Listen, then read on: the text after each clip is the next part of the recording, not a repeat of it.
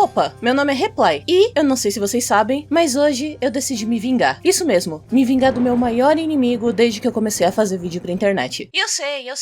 Eu sei que eu fiz um vídeo fazendo geleia pra não falar de Haluka, mas eu tive uma ideia horripilante que provavelmente eu vou me arrepender. E as coisas mudaram. Eu vou fazer um mangá da treta Haluka em 5 dias. E tudo isso porque eu fiz um vídeo com todo o carinho do mundo que ficou 10/10. Mas calma, não é o que você tá pensando. 10/10 pro YouTube é completamente diferente do 10/10 na vida real. Se você chega pra um youtuber e fala que ficou com uma pessoa 10/10, ele vai botar a mão no teu ombro e falar: lamento, bro. E imediatamente ele vai imaginar que você ficou com alguém pique horror cósmico do Lovecraft. Ou seja, é a pior classificação possível de todas as possíveis classificações. E por isso, eu vou me vingar do oferta e demanda, dando pras pessoas exatamente o que elas querem. E todo mundo vai sofrer com isso. Ou se divertir com o meu sofrimento. A ideia desde o começo já estava pronta. Todo mundo dizia o tempo todo que essa história era um anime, uma adaptação da Netflix, que deviam patentear tudo e vender os direitos. Tudo que precisava era de uma pessoa mentalmente o suficiente pra fazer. Em Amigos, um 10/10 corrompe a mente de qualquer pessoa. E o esquema pra executar minha vingança vai ser o seguinte: parte 1, o roteiro. Eu vou voltar até no começo dessa treta, lembrar de todos os acontecimentos e tentar criar um roteiro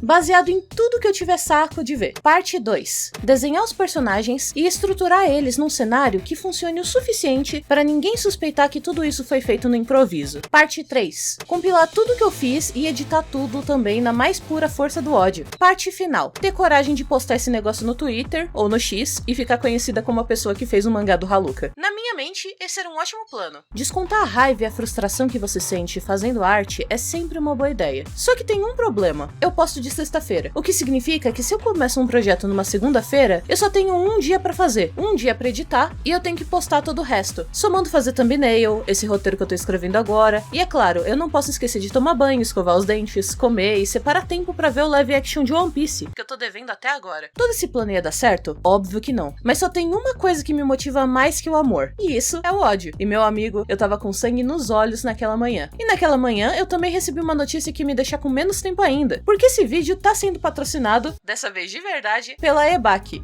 Foi uma surpresa pra mim também. E quando se fala de aprendizado, eu penso no nosso patrocinador, a EBAC. Pensando em áreas criativas, desafiadoras e bem remuneradas, não é mágica pra ninguém que uma das que mais me encanta é a da tecnologia da informação, que atua nas mais diversificadas áreas. Desde o crítico que verifica bugs e constrói aplicativos do zero, até a pessoa fantástica que faz a tela azul do meu computador sumir e vocês poderem receber vídeo toda sexta. E isso não se limita à vida que a gente conhece. O TI pode trabalhar de startups até multinacionais. No momento, existe uma alta demanda para o mercado de TI e poucos profissionais para cobrir tantas vagas. Se você já pensou em mudar de carreira para ganhar mais e não sabe como começar, a EBAC pode te ajudar, inclusive contando com especialistas no centro de carreiras para te ajudar na busca pela tão desejada vaga no mercado de trabalho. O salário médio de um desenvolvedor front-end, por exemplo, tá aqui na tela, e dominar a profissão é o fator determinante para chegar lá, não importando idade, habilidade ou formação anterior. Portanto, eu recomendo a EBAC para aprender essa nova profissão por diversos fatores, mas especialmente pelos tutores, que tiram as dúvidas e ajudam nos exercícios individualmente, sem falar, é claro, da garantia de emprego em alguns cursos. E se você se interessou, basta usar o link na descrição do vídeo, junto com esse cupom com desconto exclusivo para compra de qualquer curso, de R$200, para aprender economizando. E bora pro vídeo! O projeto do mangá já começou comigo fazendo a coisa mais importante na produção de qualquer coisa: assistir o Professor Dark. Eu sei, mas você gostando dele ou não, ele foi a melhor pessoa que contribuiu com essa treta inteira, sem cometer nenhum crime no meio do processo. Isso devia ser o mínimo, mas hoje em dia parece que é o diferencial, né? Ter um youtuber que não comete um crime. Eu não cometo crimes, que eu me lembre. Acho que eu mereço um like. Mas fiz meu chá favorito de camomila com hibisco e mel, e nada de erva cidreira porque eu queria energia. E fiquei assistindo e anotando tudo que era relevante.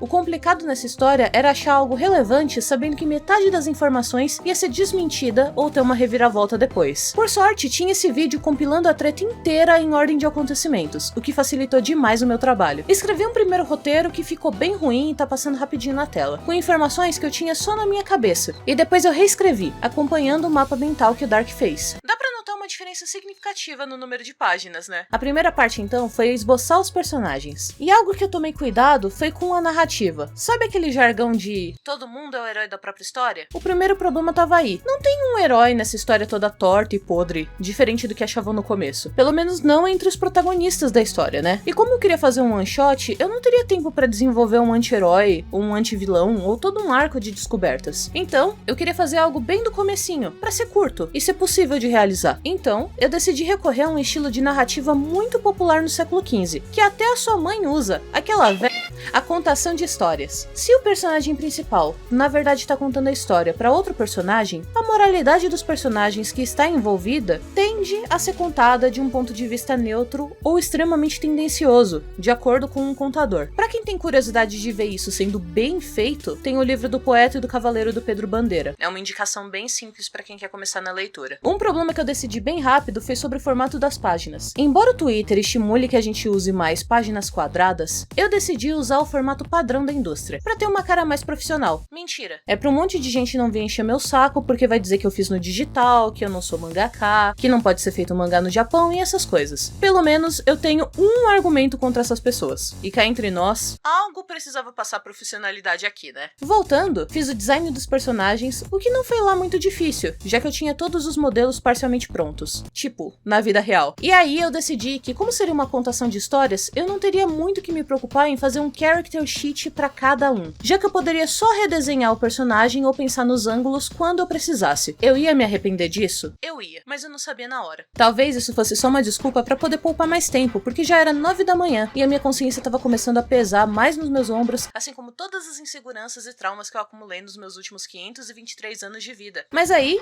começaram os problemas, porque eu não estimei direito o número de páginas, e eu não sabia direito como fazer uma diagramação, e é muito diferente você ficar estudando como fazer algo por muito tempo, mas nunca pegar de fato pra fazer aquilo. Então, apesar de em teoria eu saber como fazer as coisas, eu não sabia como fazer as coisas. No fim, de certa forma, eu tenho que ser grato ao Haluka por me ensinar que eu não sei fazer quadrinho e que eu tenho que estudar mais e praticar mais. A primeira versão do rascunho não ficou uma maravilha. Na verdade, tava tudo bem torto. E pra entrar na questão do quadrinho, eu decidi que ia seguir com o sistema mais simples que existe. Eu não tô fazendo um ateliê of Witch Hat, eu tô fazendo um quadrinho do Haluka. Então as sarjetas iam ter o espaçamento normal, nada muito detalhado e simples. Afinal, eu precisava economizar o máximo de tempo possível. Pelo menos foi isso que eu menti pra mim mesma, né?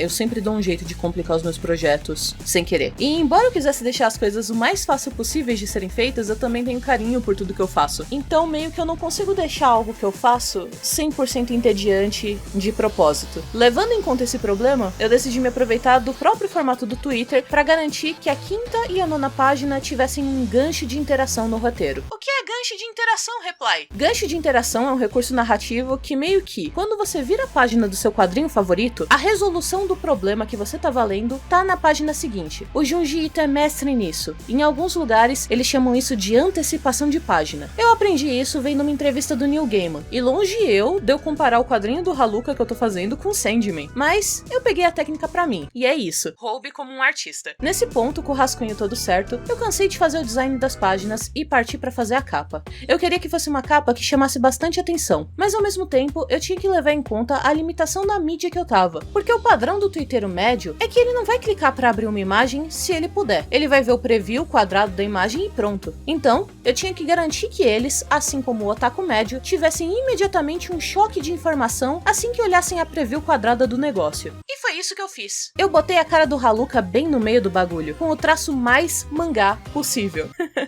Se existe isso de traço mais mangá possível, né? Mas foi aí que eu percebi, enquanto eu tava pintando essa parte, que eu não tinha brushes o suficiente pra fazer um mangá. Será que eu ia me render e baixar o Clip Studio, que provavelmente teria todos os brushes que eu preciso em troca da minha alma? Não, porque o Krita é de graça. E eu tenho esse comprometimento imaginário, aleatório, que eu tenho que dar o exemplo, que se dá pra fazer de graça sem correr o risco de ter o seu canal hackeado pela terceira vez, você deve fazer de graça. E usar os programas gratuitos. Às vezes não tem tem como, mas eu tento. Então lá fui eu procurar pincéis que imitassem retículas. Retículas é esse tipo de sombreamento que tem em páginas de mangá, porque a impressão de mangás é diferente das HQs americanas. Eles não lidam com nuances de sombra, luz e degradê de impressoras coloridas. Ou a imagem que é impressa é preta ou é branca. Então, existe a presença desses pontinhos e rachuras e risquinhos para que eles pareçam mais escuros ou mais claros dependendo da distância desses pontinhos. É uma ilusão de ótica e esse é o efeito da retícula. Como eu mencionei, algo semelhante acontece com rachuras. Mas eu decidi que eu só ia usar rachura se fosse extremamente necessário ou se fosse um brush que já estivesse pronto. Por motivos de... sem tempo, irmão. Ah, e pra quem tem dificuldade com tradução, retícula se chama screen tone em inglês, caso você queira estudar mais sobre isso. E o Krita importa pincéis de qualquer outro programa que existe, contanto que esses pincéis estejam disponibilizados no mercado para baixar. Então, foi ridiculamente fácil de achar algumas coisas. Mas enquanto eu tava pesquisando isso, eu pensei, putz, eu realmente quero ter tanto trabalho pra isso, sendo que eu já tenho os presets prontinhos ali, porque eu tinha só achado um brush, e eu tava calculando que eu precisaria de pelo menos uns 30 pra fazer algo do jeito que eu tinha idealizado. Então eu pensei, não. E eu só continuei fazendo as coisas com todos os brushes padrões que já vinham de graça no programa, e que atendem perfeitamente o que eu precisava pra um mangá de teste, economizando meu tempo e provando que dá pra fazer. Falando em economizar tempo, eu tinha esquecido que eu tinha uma consulta no hematologista. Pra quem não sabe, o meu sangue é todo podre, e eu tenho que tomar remédio pra resolver. Sim, é na base do remédio. Comer feijão não funciona em todos os casos e seus pais mentiram pra você. Às vezes você tem que ficar indo no hospital tomando sangue na veia. Então, mesmo eu tendo acordado às 5 da manhã pra poder continuar o meu projeto e finalizar ele, na terça-feira, eu tive tudo alterado porque eu tive que ir no médico às 7, voltando pra casa só lá pelas 9h30. E nisso, eu já tava desesperada, com a carteira de trabalho batendo na minha porta sem eu saber o que fazer, porque eu tinha o vídeo pra entregar. E principalmente esse roteiro aqui pra escrever. E nesse desespero todo meu, eu decidi dar atenção pro meu gato. Esse é o Kishi, essa é a Suki, esse é o Kei e esse é o Cocadinha. E não, gente, eu não tenho TDAH. É só que quando a gente tá procrastinando alguma coisa, a gente procrastina dos mais variadas formas, né? E assim, eu não tenho lá a melhor disciplina do mundo. Nesse canal aqui, a gente lida com a realidade. Aí, como boa pessoa inserida nesse sistema capitalista que eu sou, eu comecei a me sentir extremamente culpada e mal pude aproveitar um momento de folga enquanto eu não tava sendo produtiva. O que fez me largar minha pouca paz de espírito pra voltar ao trabalho, com mais sangue nos olhos do que nunca. Tudo que eu queria era paz, mas vocês ficaram fazendo questão de reviver essa história de merda por 5 meses, toda sexta-feira. Então, eu só tava pensando enquanto desenhava, se eu não tenho paz, ninguém vai ter. E comecei a fazer a parte mais divertida de todas, na minha opinião, que é pintar os fundos de preto. As pessoas gostam de perguntar por que eu não seleciono as coisas e uso um balde de tinta. Porque eu vou manualmente em cada cantinho. E bem, tem 2 motivos.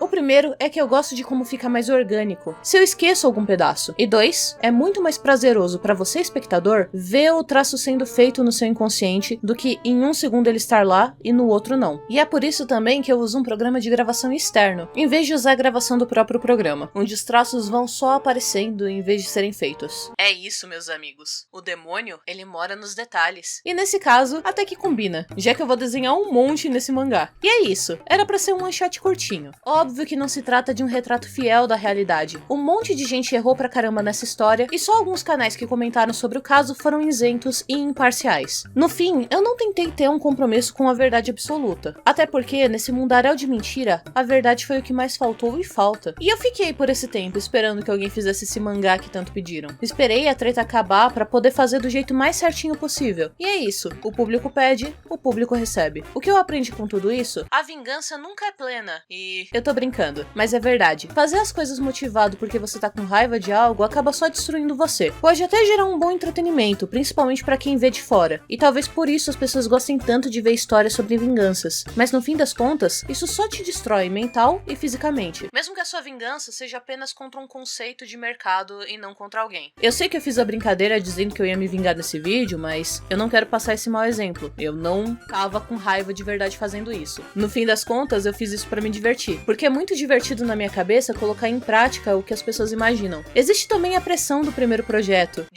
É o primeiro mangá / quadrinho da Reply. Ele tem que ser incrível. E esse não é nem de longe a primeira história ou coisa que eu faço nesse sentido. Mas é a primeira vez que eu tive um mínimo de estudo pra fazer algo que eu realmente apliquei o conhecimento que eu tinha. E óbvio que ele não ia estar perfeito, ou que ia ser uma história incrível. E nem era pra ser. Afinal, se fosse, eu não teria feito tudo isso Bem, em 5 dias. Fazer algo porque você tá com raiva pode ser uma chama inicial, uma fagulha, tipo se matricular na academia, mas você não mantém um projeto duradouro e você não faz coisas das quais você se orgulha só se baseando na raiva. Você tem que acreditar nas coisas que você faz. Se eu não tivesse me divertindo durante esse processo, eu não teria levado ele em frente e nem teria feito esse vídeo pra vocês. Não ter mais essa pressão de é a primeira coisa que eu publico na internet é aliviante pra mim. E eu fico feliz por ter essa oportunidade fazendo um meme. E talvez eu não esteja batendo tão bem das ideias, porque a minha saúde tá indo ladeira abaixo e a dos meus gatos também. E o YouTube não tá me pagando. Pra quem tiver interessado na minha vida, tem um post na minha comunidade explicando. E pra quem não tá interessado, eu deixo o recadinho. Saiba que não importa o quanto as coisas estejam dando errado, eu não vou deixar me abater. Se for pra cair, que a gente caia atirando contra os nossos medos e tentando se segurar nos nossos sonhos. E se você tá passando por uma fase ruim, tenta, nem que seja um pouquinho, se divertir com o que você puder fazer. Que nem eu fiz nesse vídeo aqui. Na verdade, esse patrocínio caiu do céu, mas tá bem longe de ser a quantia que eu preciso pra resolver os meus problemas. Então, se você puder contribuir doando no meu Tipa, eu agradeço profundamente. Agora, sem enrolar mais, vamos pro resultado final. Não é uma obra-prima, não aborda toda a treta e principalmente não usa o nome de quase nenhum personagem. Por quê? Porque se trata de uma interpretação artística da história sem fins lucrativos. E porque eu não tô com condições financeiras e psicológicas de tancar um processo nas minhas costas. E sim, o personagem principal morre no final porque não vai ter continuação. E na primeira vez que eu desenhei o Digo, ele ficou muito legal e na segunda nem parece o Digo. Faz parte, né? Erros que acontecem. E bem, agora que você já consumiu tudo que poderia ter consumido sobre essa treta, se você gostou desse vídeo e quer ver mais vídeos sobre arte ou deu fazendo coisas, é só se inscrever. Já tem bastante doidice numa playlist inteira escrita Virei e Fiz Coisas, mas se você é uma pessoa curiosa, talvez você prefira a playlist sobre coisas. E se você tá triste, talvez você prefira a playlist sobre você. Tudo no meu canal é feito pra poder tentar ajudar alguém que precisa. É só procurar direitinho. E bem, te vejo no próximo vídeo. Até mais!